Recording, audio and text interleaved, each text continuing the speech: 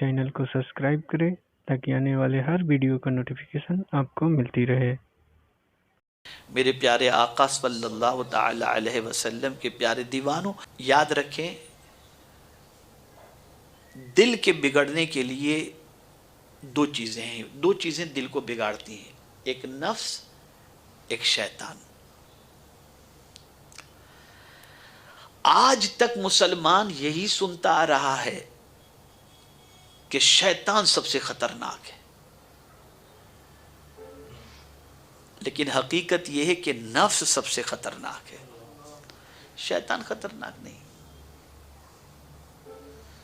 قرآن کہتا ہے ان کید الشیطان کان ضعیفا او کما قال، شیطان کے ہتھ کنڈے تو بہت کمزور ہیں،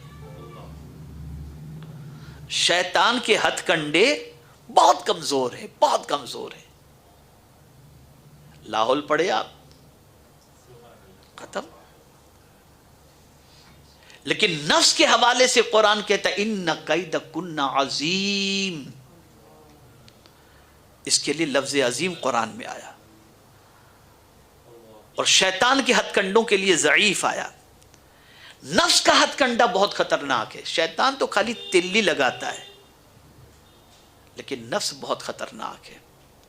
اسی لیے قرآن نے شیطان کے حوالے سے نہیں، نفس کے حوالے سے فرمایا ارأیت من اتخذ الہہ ہوا، کہ آپ نے ان کو دیکھا جنہوں نے اپنے نفس کو اپنا معبود بنا لیا، اپنی خواہش کو اپنا معبود بنا لیا ہے، خواہش کو معبود بنا لیا ہے۔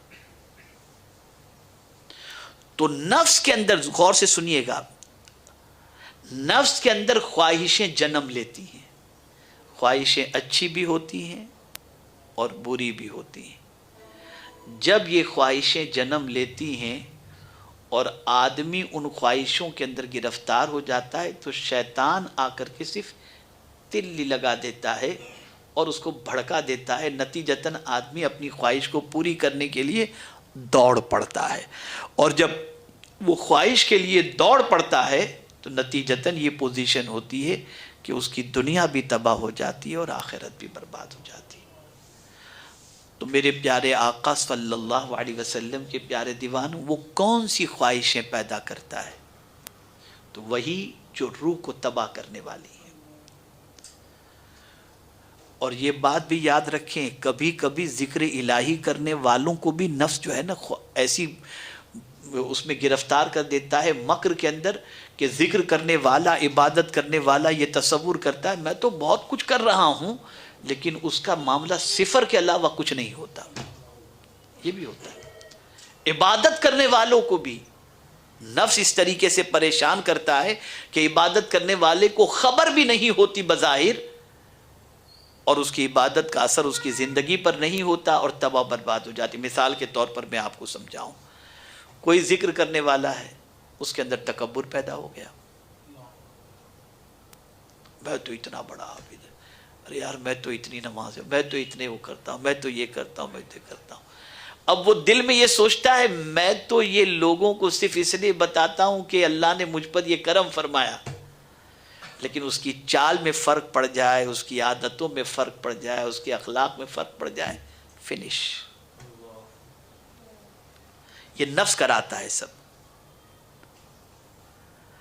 ریا اگر کسی کے اندر پیدا ہو گئی عبادت اور ریاضت اور ذکر الہی کے بعد، تو یہ ریا اس کی عبادت کو ختم کر دیتی ہے، ختم کر دیتی۔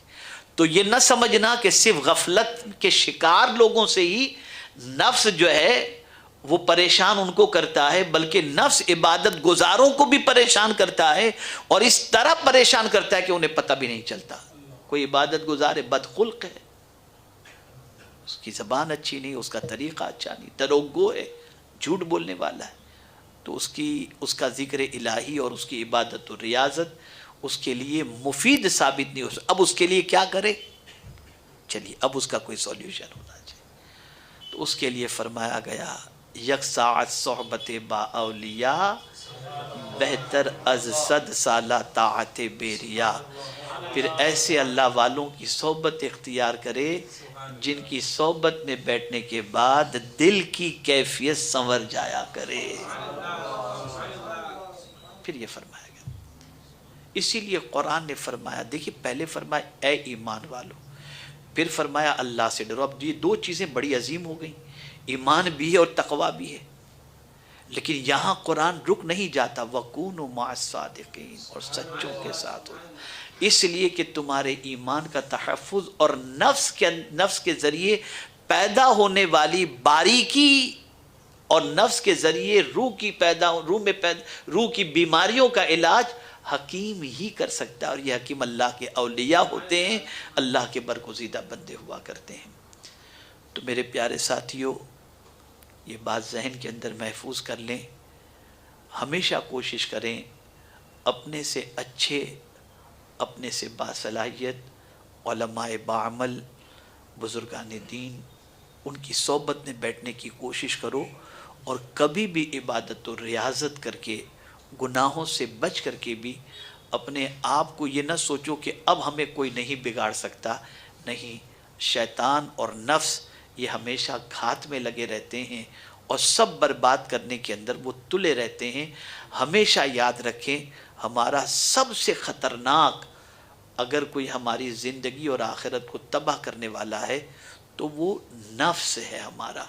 بہت ساری خواہشیں انگڑائیاں لیتی ہیں، اور آدمی ان خواہشوں کو ہیلے کے ذریعے، اور آدمی ان خواہشوں کو بعد میں توبہ کر لوں گا کے ذریعے، ان خواہشوں پر لبیک کہہ کر وہ چل پڑتا ہے، نتیجتاً اس کی دنیا اور آخرت دونوں تباہ ہو جاتی ہے۔